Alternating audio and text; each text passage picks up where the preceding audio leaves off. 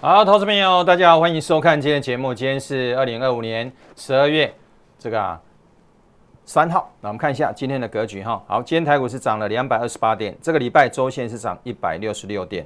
这个行情要怎么看待？我们每天早上直播是10点半开始讲10分钟，下午是2点半开始。我们看台股今天的格局涨了228，这礼拜是涨166。那这行情怎么看？我们看到股神系统切入。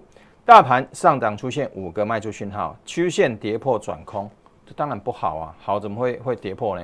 所以我们到目前就是上档压力沉重，空头格局我的看法都没有改变，因为股神系统也没有改变了哈。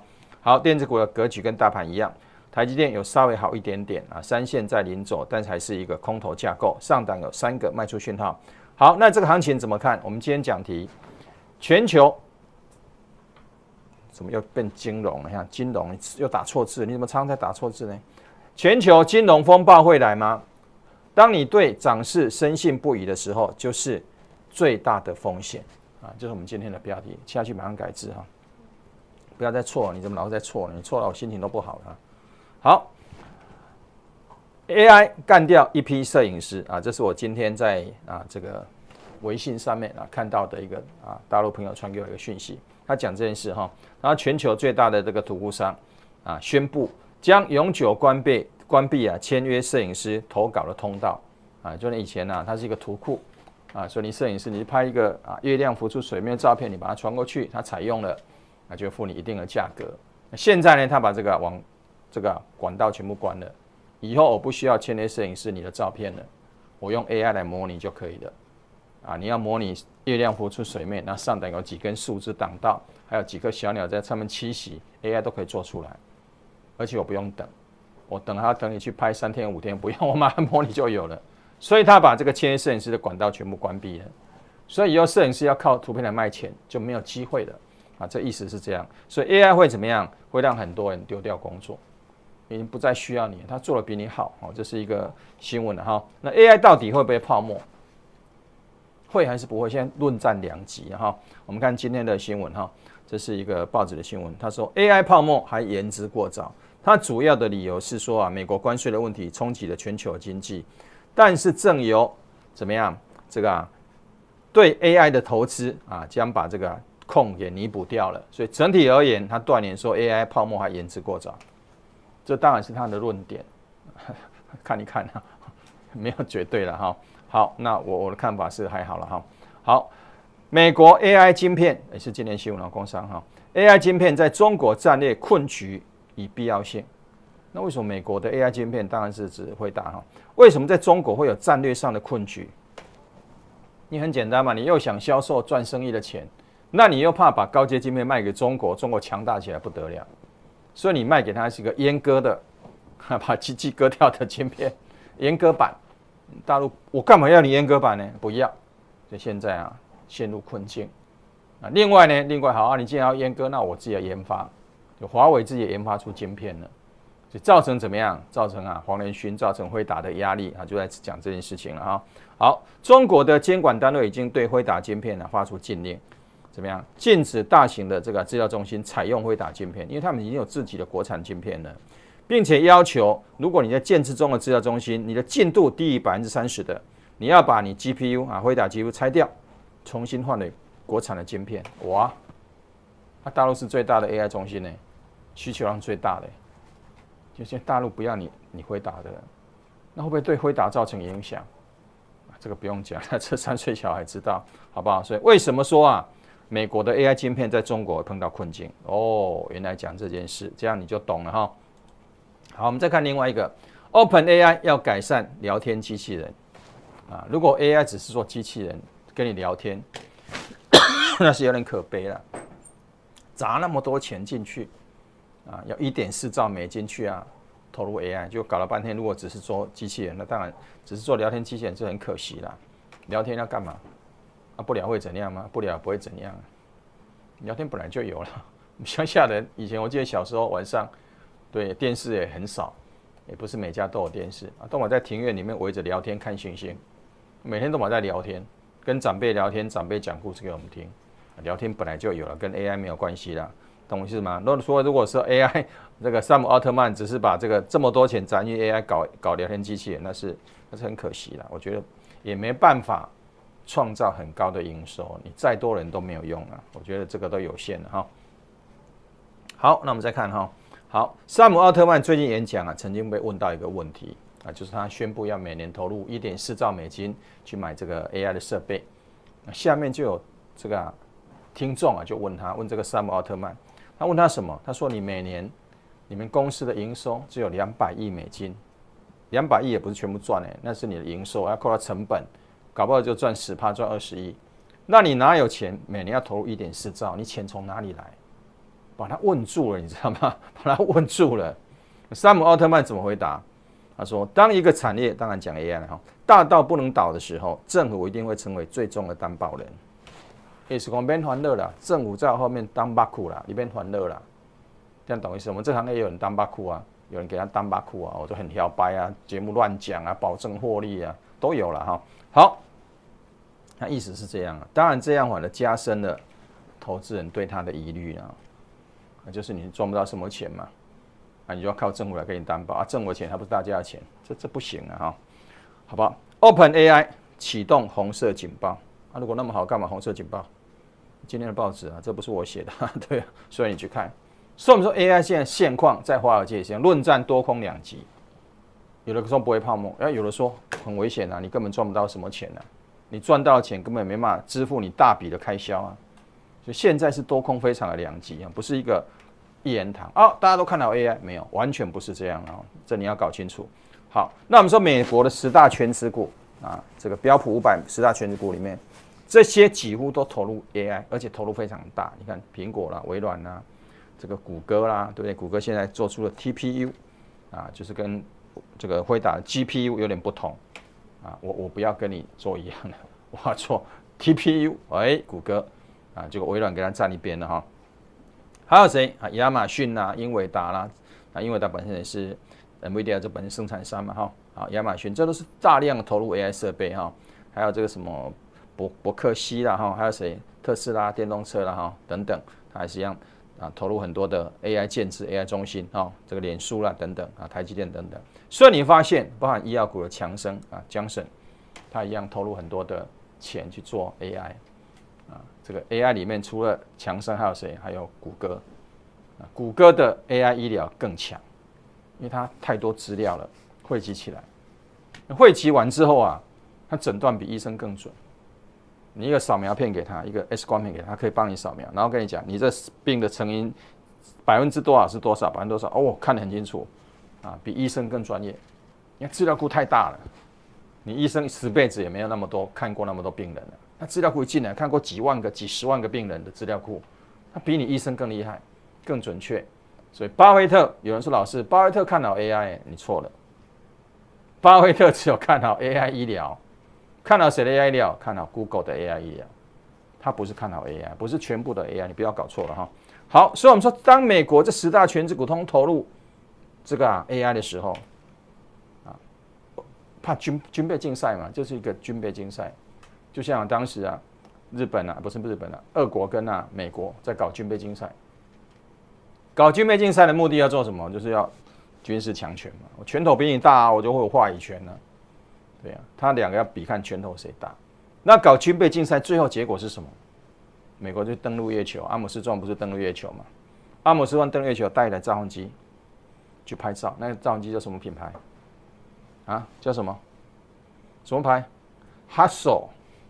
德国的 Hasselblad， 懂意思吗？现在 Open 啊，这个手机Open 的啊，也跟 Hasselblad 合作了。我买了一只手机啊，就是这个 Hasselblad 做的 ，Hasselblad 镜头非常非常棒啊，那6x6的这样啊，阿姆斯壮带上月球了。好，那俄罗斯啊看到哇，你都可以登陆月球了，那我还没有这个科技，那我不就输你了吗？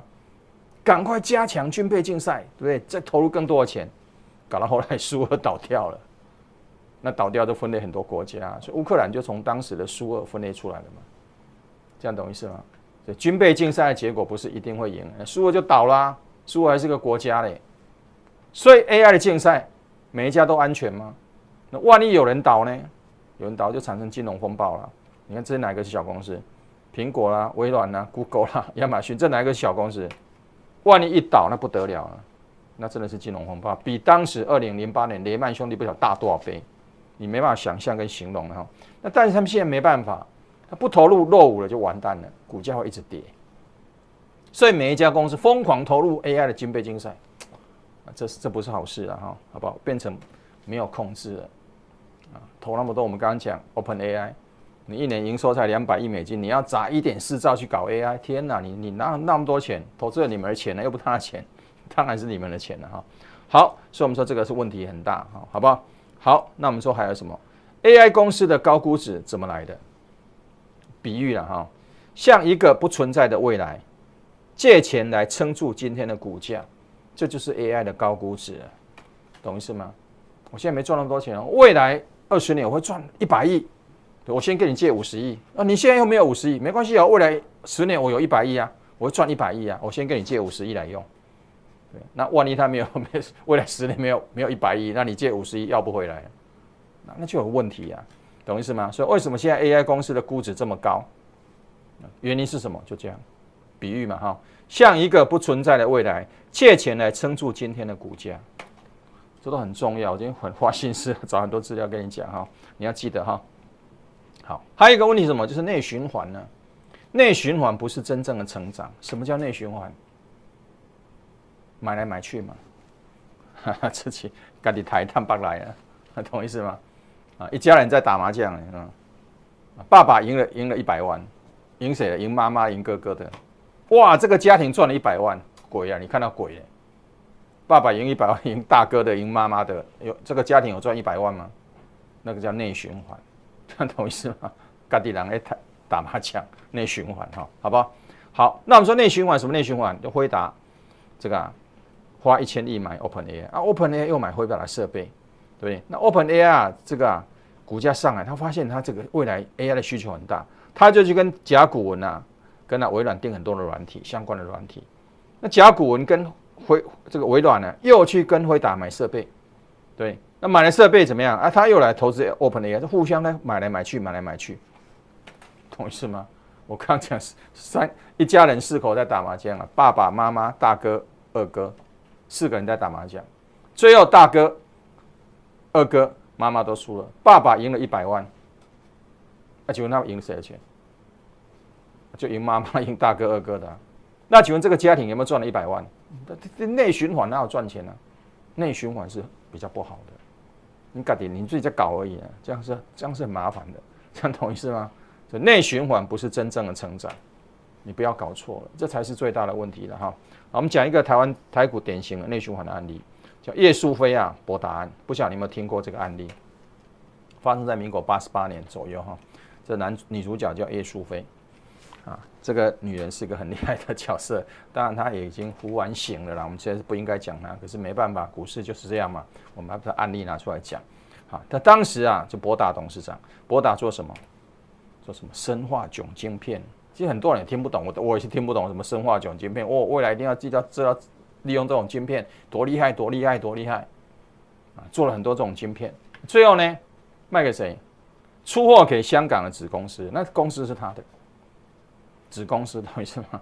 啊，比如说我叫儿子去香港开的公司，那我儿子跟我买了很多很多的货，内循环又来了，一家人在打麻将嘛，内循环，所以制造一个虚假营收，哇，股价狂飙啊！当时很多买中，全部都中奖了，最后博达当然就倒闭了，耶稣就被抓起来了，被判了18年左右哈，啊，这是在1991年成立的这个公司啊，后来在民国88年。出事的啊，这个是所谓的博达案、博达掏空案，就是什么？就内循环了。哇，那生意做好大，卖给自己香港的子公司，那有什么用呢？那鬼扯啦，这样懂意思吗？哈，好，所以我们说这个叫什么？这就内循环啊，不是吗？爸爸妈妈、大哥、二哥在打麻将，那不是内循环吗？所以有没有问题？你自己想，我讲给你听啊，你自己想哈，搞不好我也不正确了，但是我目前理解是这样哈。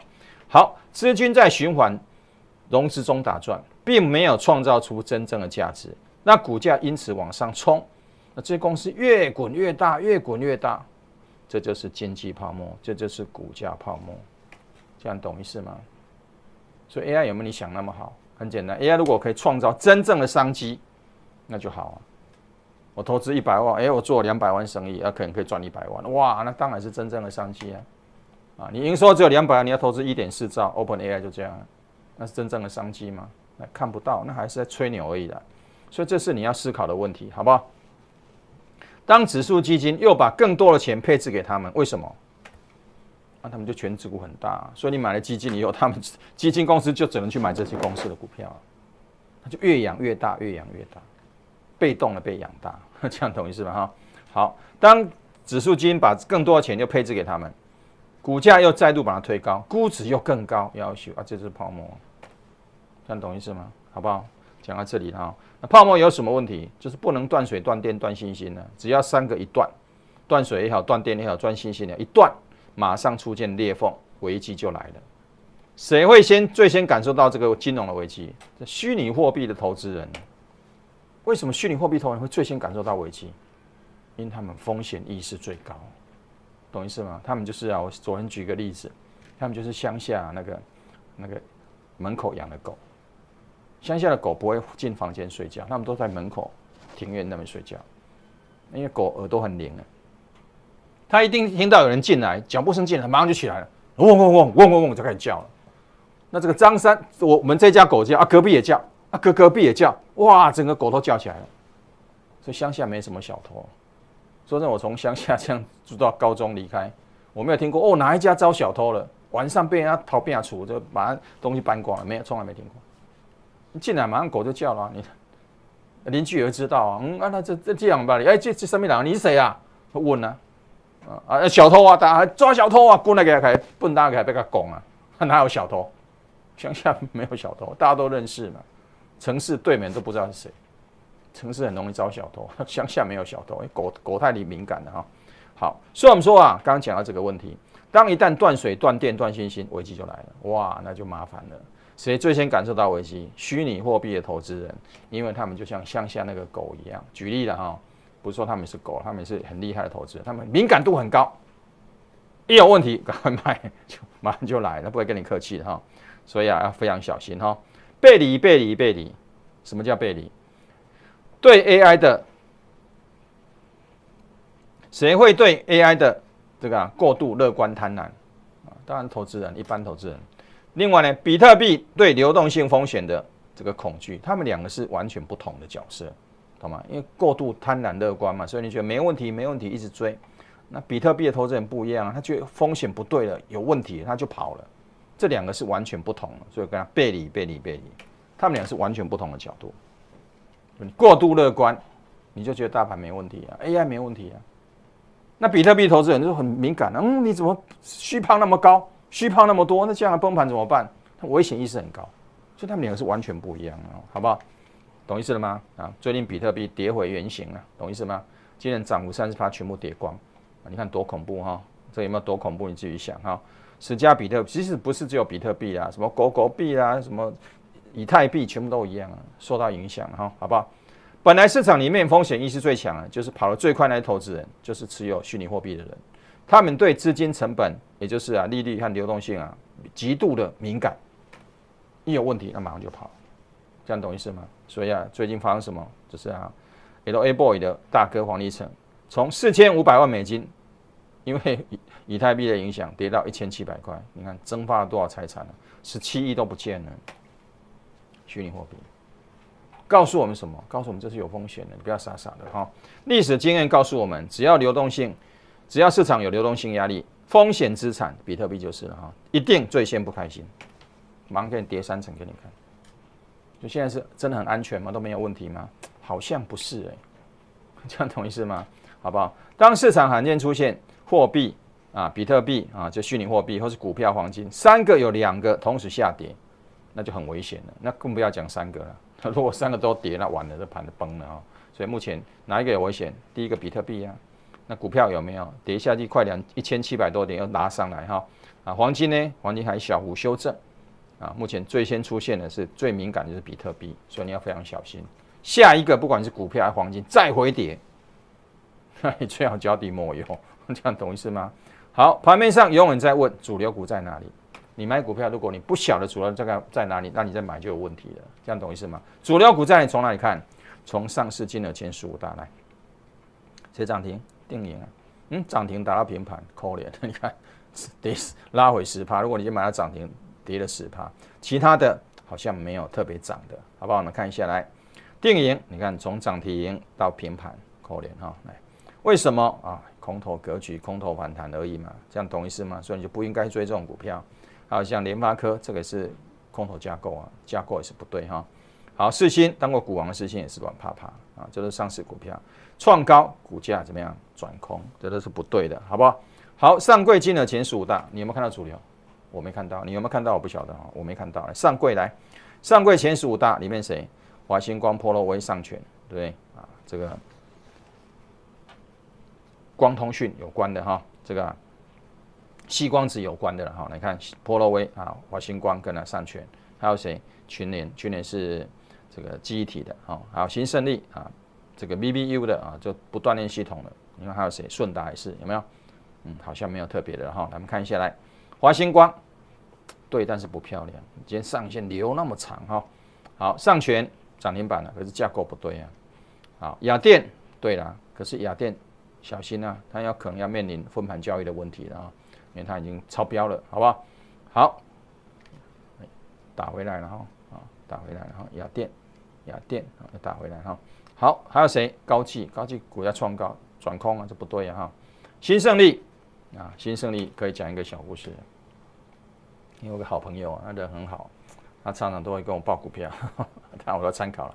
其实每天很多人跟我报股票了，听哦，然后他比较特别的，他后面有个100亿的操盘大户啊，在跟他提供股票这个讯息。他跟我讲新胜利，我说哦，好，新胜利，对不对？啊，那今天新胜利我看到什么？我看到他要被分盘交易了，我赶快跟他通知一下，要被分盘交易哦，你小心一点哦。我看到什么？我看到这个 S3呢，不能超过30%，它已经31%了，有没有？167.5，这是早上10点51分，有没有？我跟他讲一下，这个不对哦，这可能今天6点就会公告分盘交易，明天就开始分盘交易了。分盘交易关紧闭2个礼拜，扣掉假日大概15天，你就昏倒了啊！每天5分钟一盘，就昏倒。我跟他提醒。啊，那就问我说，那多少钱才不会被分盘交易？当167嘛，哈，166也不对啊，因为还是30.7啊。还有谁？166这个166.5不对，166也不对，为什么？还是30.4啊？看到吗？166还是30.4，还是不行了，11点45了。好了，165可以跌到29了，有没有看到？29.79已经降到30以下，这样就不会被分盘，它不能在165以上收盘。我猜了，他应该会跟那个100亿大户讲，我认识他了。有一次他请我到他家去吃火鸡，感恩节叫一只大火鸡来，他吃火鸡哈。但是我就很感谢他了，他请我去吃饭哈。好，那今天新胜利我们看一下多少？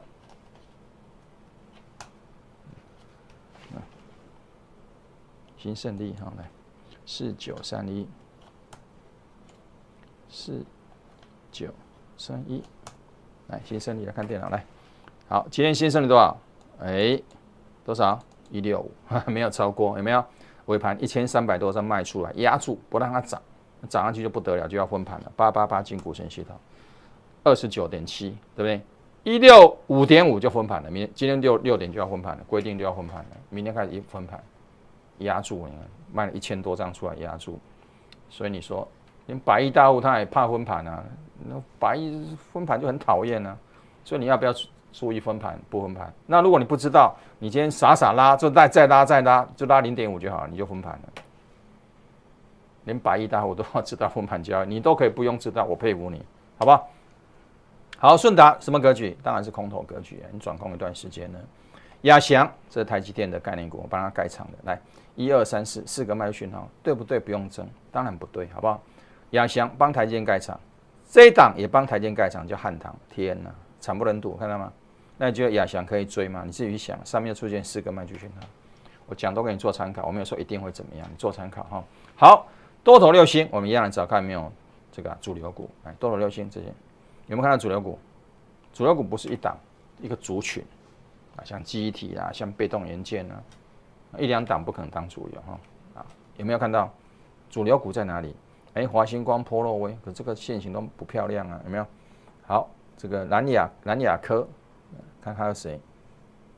记忆体的没有啦，就一个南亚科，以前一大堆啊，南亚科啦，这个2344啦、3260啦、8299啦、2337一大堆，现在没有了，就一档而已。所以记忆体也不是主流。你看还有谁？好像没有看到什么主流呢，对不对？亚翔刚讲亚翔了，可是亚翔对汉唐又不对啊，对不对？亚翔对汉唐又不对啊，这根本线型都不对啊，所以它能够再涨，而且是4个卖讯号的。所以看完之后，你会发现多头流星没有主流股，可怜，人家可怜，没有主流股，没有主流股，这个盘就很诡异，这样懂意思吗？哈，好，主流在哪里？我看完之后，你找不到，我也找不到，我找不到，你也找不到。那这盘在涨什么？你最好小心一点哈，好不好？好，有任何问题，扫描 QR code 可以透过来电码小鼠 A25069999，或打那个服务人员0225006999，请订阅张爱民分析师 YouTube 频道。订阅完记得按订阅开启小铃铛，我们新年会通知你哈。看完影片记得按赞、留言、分享。来，新闻解读来，华硕 AI， 所有的股票都要讲 AI， 不然涨不动。华硕强控 AI， 好啊，华硕来，对不对？空头格局怎么会对？科技6强。高盛还买，当然是跟 AI 有关的哈。你看谁啊？伟影啦、鸿海啦、伟创啦、技嘉啦、华硕啦，华硕刚讲哈，奇鋐啊等等，我们看这些对不对？来，哎，怎么是大立光？好了，没关系哈。来，鸿海不对嘛，空头格局。伟创还在挣扎，第三线太短，动能不足，涨不大动哈。技嘉转空了，1年低点。好，微星，技嘉讲就要讲微星，微星是2年半低点哈。奇鋐空头格局了，懂意思吗？所以你看完之后。外资看了没用，很多的空头格局啊。好，德威一样要做 AI 伺服器，来看德威来，德威对不对？对不对？不用争了，当然不对了哈。世芯当过股王的世芯，来看一下，哎呦，惨不忍睹啊，对不对？我记得有一次，有个朋友找我去抽雪茄，你认识啊？找我抽雪，其实我不抽了，我连烟都不抽了，我怎么会抽雪茄？一直叫，一直叫，哦，没几个拍摄，啊，就去了，去那边啊，人家在熏雪茄，当然雪茄。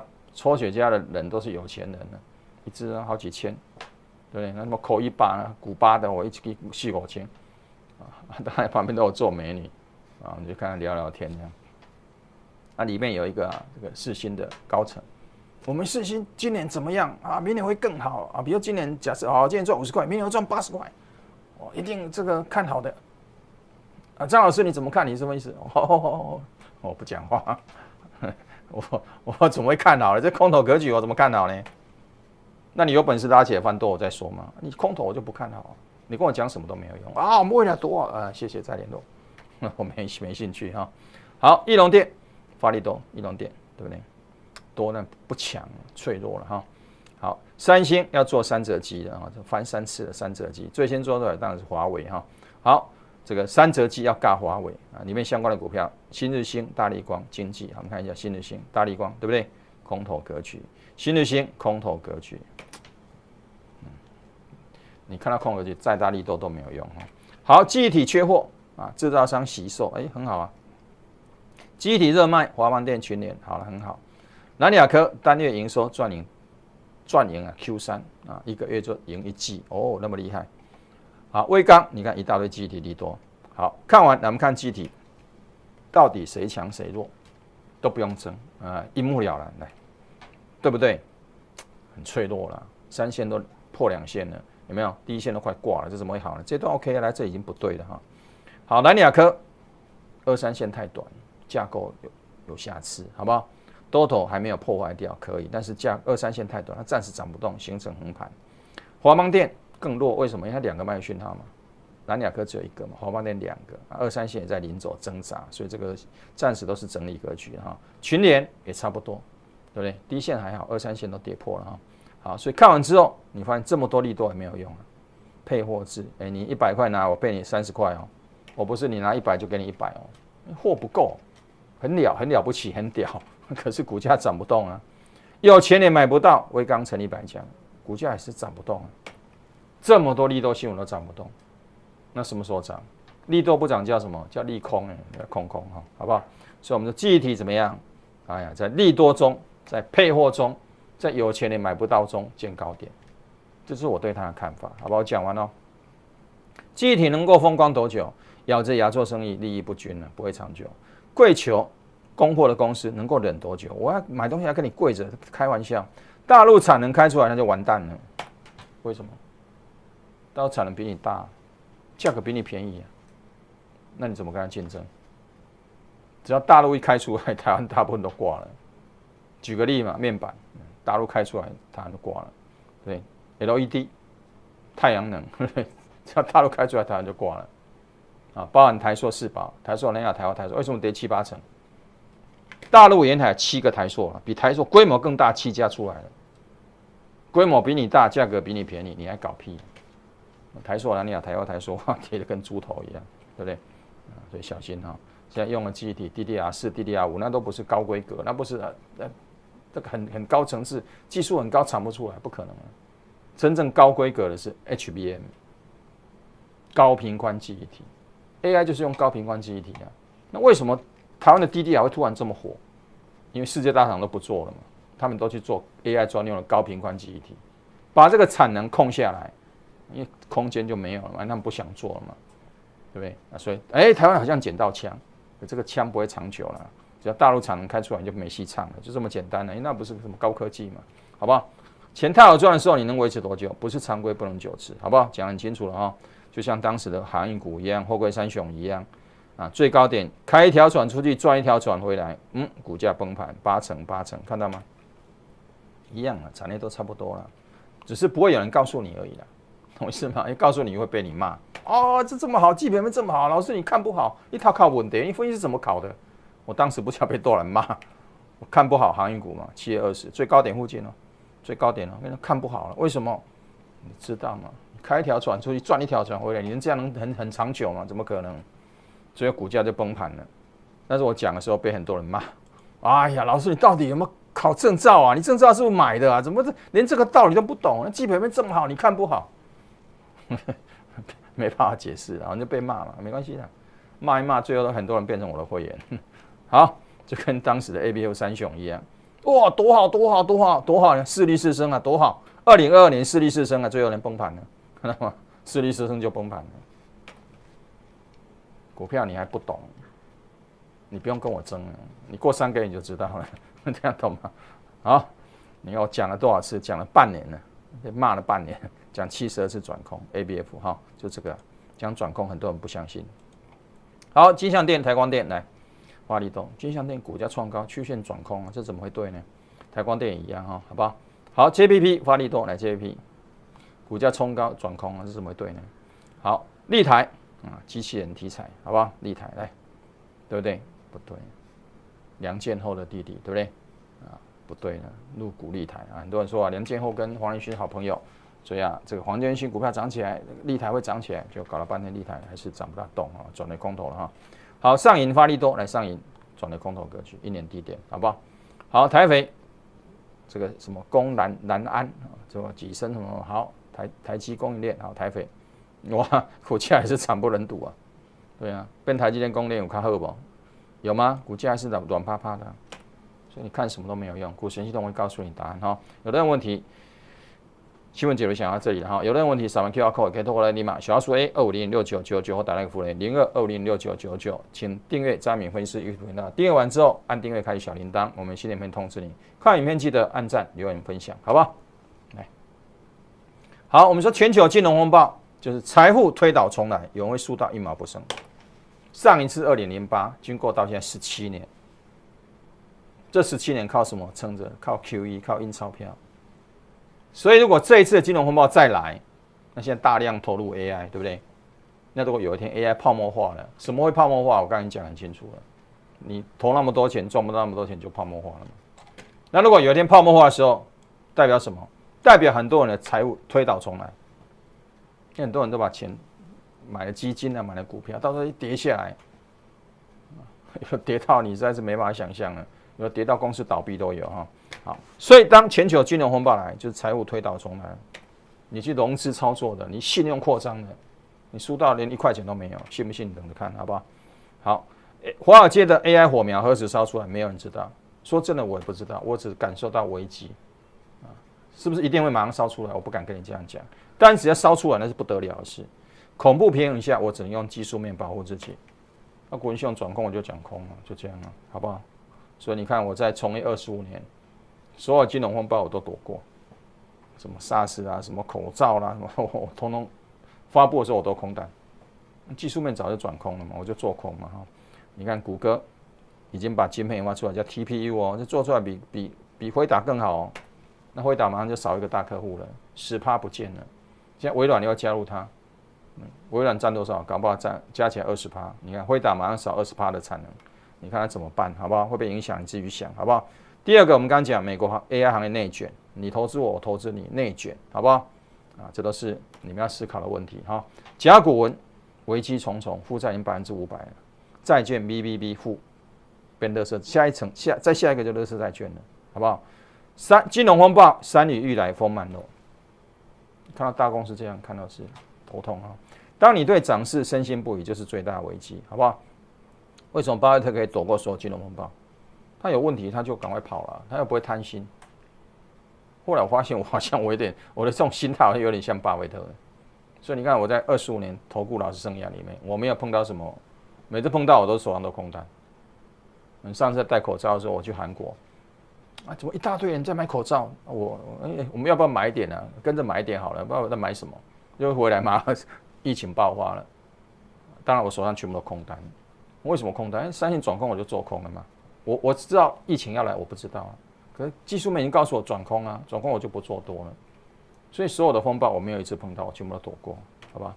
好 ，AI 火苗何时烧起来？是从辉达、甲骨文还是 OpenAI？ 恐怖平衡下，多空在哪边？基本面把握不了你，那我今天站在技术面这边，这是我一贯的做法，好不好？好，我们说上一次风暴是雷曼兄弟的，当时雷曼说啊，大到不能倒。最后还是倒了，那种大到不能倒，有点鬼扯，好不好？好，所以我们说美股前10大全部大量投入 AI， 万一风暴来，这一定是空前的，这不是开玩笑的哈，好不好？好啦，架构不对，股票避开就对了，好不好？看清楚才能够操作轻轻松松，这永远不变的道理。安全才是回家的路，跟对人永远不嫌晚。有任何问题，扫描 QR code 也可以透过我的 ID 码小数 A206999答案复联02206999，请订阅张敏分析师 YouTube 频道，订阅完记得按订阅开启小铃铛，我们心里面通知你。看完影片记得按赞、留言、分享。我们进行到这里，明天再见。有没有什么问题？直播间没什么问题哈。好了，没什么问题就好。好了，我们明天再见哦。本公司与所推荐分析之个别有价证券无不当之财务利益关系。本节目资料仅供参考，投资人应独立判断、审慎评估并自负投资风险。大宇国际投顾以服务为本，绩效为根，专业是我们的责任，诚信是我们的理念，避开投资陷阱，多空双向操作，创造最大利润，为您打造梦想的财富。0225006999，0225006999。